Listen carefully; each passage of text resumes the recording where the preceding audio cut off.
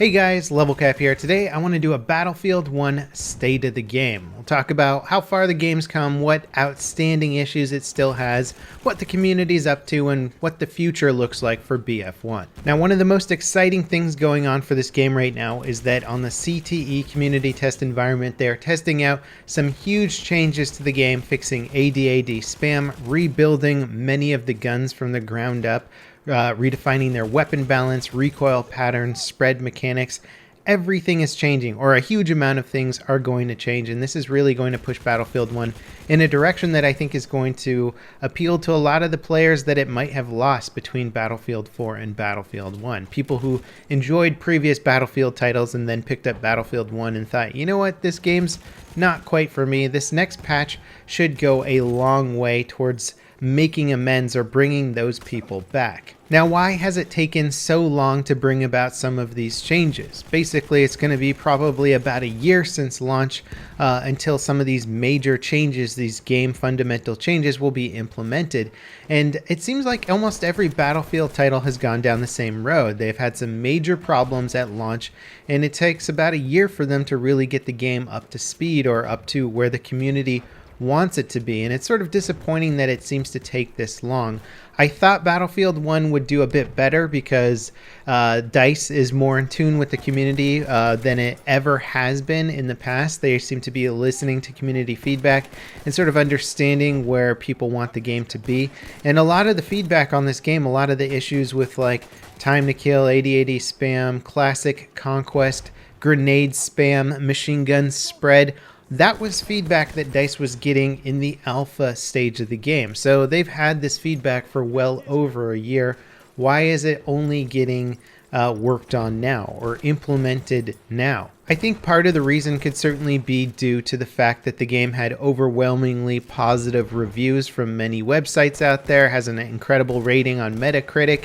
This was a very well-received Battlefield title. I think people were kind of caught up in the hype or the fact that they were able to make a World War I game that was so colorful, so interesting, so dynamic with different maps and stuff like that, that the underlying gameplay mechanics really didn't show themselves or show the problems with them until a little bit later after launch. Even though a lot of the feedback was still there, I think it sort of got covered up in the overwhelming success of this title. So imagine you're a developer at DICE who sees some of the underlying meta mechanics that need to be changed, and you go to your boss and say, hey, look, I know this game just came out and it's got excellent reviews, but we have to change a lot of the core fundamentals of this game, otherwise people are not going to like it. I mean, it's probably not going to happen. In addition to that, I think a lot of the community really sort of shot themselves in the foot during the start of the game. A lot of the critical feedback during alpha was met with harsh criticism. The feedback itself was met with criticism. A good example of this is a video I made back in the alpha covering the problems with the new conquest system, how the point distribution worked with flags, and how the possibility of comebacks was almost impossible. And this video was met with a huge amount of downvotes and dislikes. Now, if I made this video again today, most of the community would agree with the points I've made here, because we've had enough time to sort of see how the new conquest system has played out and how it works in game, and a lot of people are still clamoring for the old school system. But early in the game, people hadn't played the game enough. Everybody was excited that it was focusing far less on individual skill and much more on just kind of blatant teamwork tactics, but they didn't really understand the underlying problems that could also come with that. So now the community has really come around, but early days in Battlefield 1, the community didn't really know what it wanted. We had a big mixture of old school players who wanted things to be the way that they've been in like Battlefield 3, Battlefield 4, even some Bad Company 2 players in there who like remember some of the great aspects of those games and wanted to see those implemented in BF1. Then we had a little bit more of a casual crowd who wanted the game to play far more towards teamwork and less towards individual skill. And so we had a lot of competing mindsets and ideas at the start of the game, and it was really hard for, I imagine, developers to figure out what the community actually wanted. And it's taken quite a while to really say, okay, look, these problems are actual problems now. Most of the community really doesn't like some of the underlying meta. Now we can make changes. And of course, the result of this incredibly slow process of figuring out what the community wants, updating the game in a way that really fixes some of the underlying meta problems, results in the community dying off over time. The PC player base has dropped drastically. The console player base as well has dropped significantly since launch. Unlike some other games out there that gain players over time, Battlefield titles have always lost players over time, which is unfortunate, but they usually level off at a certain area, and that seems to be where Battlefield 1 is right now. When a DLC comes out, it bumps the player base by a little bit for about a week or two, and then it kind of dies back down again. There are still some underlying problems with this game that I think almost universally the community wants, and for whatever reason DICE is refusing some of them. For example, the operations server browser is still something that's been requested from day one on this game because matchmaking for operations is such a shitty process. Like trying to get into a specific operation that you want can be almost impossible. DLC operations become obsolete within a few weeks after they come out because of the way that the matchmaking works. It's really hard to specify that you want to play on a specific DLC operation. The lack of the server browser has really kind of killed off the operations game modes for a lot of the maps, and it makes the DLC far less valuable because I always get really excited about playing the operations for the new DLCs, and then it becomes really hard to find a game in about a week or two because there just aren't enough people playing it, or the lack of the server browser means that people don't want to queue up for the DLC operations if they think it's just going to put them in an empty server. Easily one of the dumbest things DICE has done. The community seems to be 100% unanimous in that they want an operations server browser, and yet it's not in the game, and it's one of those things that's very confusing to try and understand why it hasn't happened yet. Now, one of the bigger topics at the launch of Battlefield 1 and one of the bigger criticisms was the lack of a deep or meaningful progression system. And as much as I would like to say that DICE has really listened to this unanimous feedback and overwhelming feedback that they needed to upgrade the progression system, DICE has sort of tried but made a very lackluster effort, to say the least. They sort of promised a whole bunch of weapon mastery things coming to the game. They introduced about 8 of those and then never delivered on the rest of them, which was kind of confusing as it seemed like the workload to increase the masteries was minimal. Like you just had to write a paragraph and put a little graphic in there and then done. You had a weapon mastery.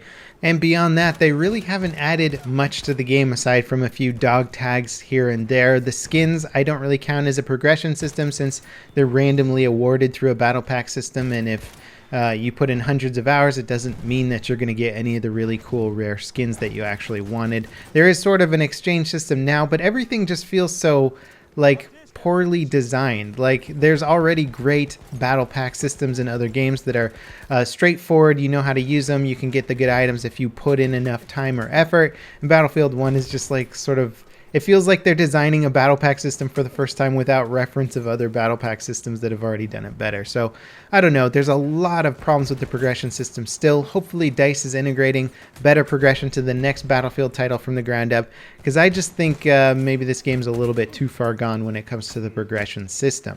Now, as for the future of Battlefield 1, we're kind of just waiting for this next big patch to come from CTE into the vanilla game and change the fundamentals of Battlefield 1 gunplay. I mean, we're talking about upgrades to machine guns so that they start off more accurate rather than less accurate. There's SMGs that are now doing more damage so they can compete with the Automatico. The machine guns are going to do more damage in close range.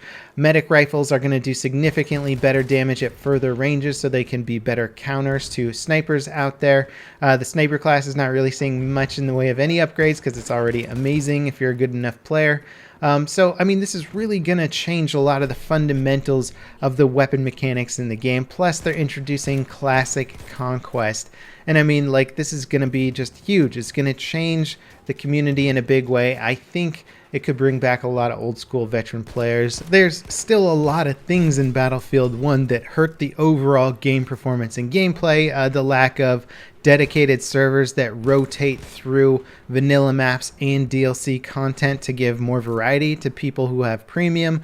That really hurts the premium marketplace right now and makes the game far less enjoyable for dedicated players who have invested a bit more in the game. The value of premium still has some problems behind it, and DICE seems to be still putting a huge amount of their effort behind developing more content for the premium rather than creating more free maps for the base game. And I think dividing their time between the two is more valuable rather than just putting all your money into premium. You put more free content in the base game, you bring players back to check it out. You put more money into premium and you probably don't bring those players back in quite as much. I'm sure DICE has their own stats and analytics regarding it, but in my personal experience, I'm still seeing In the Name of the Tsar content becoming difficult to find or harder to play on specific game modes. So, I mean, I think the proof is sort of in the pudding, and having more free content for the base game would be a great direction. We'll see what DICE does for the next 2 DLCs, or in between those DLCs, or maybe even after.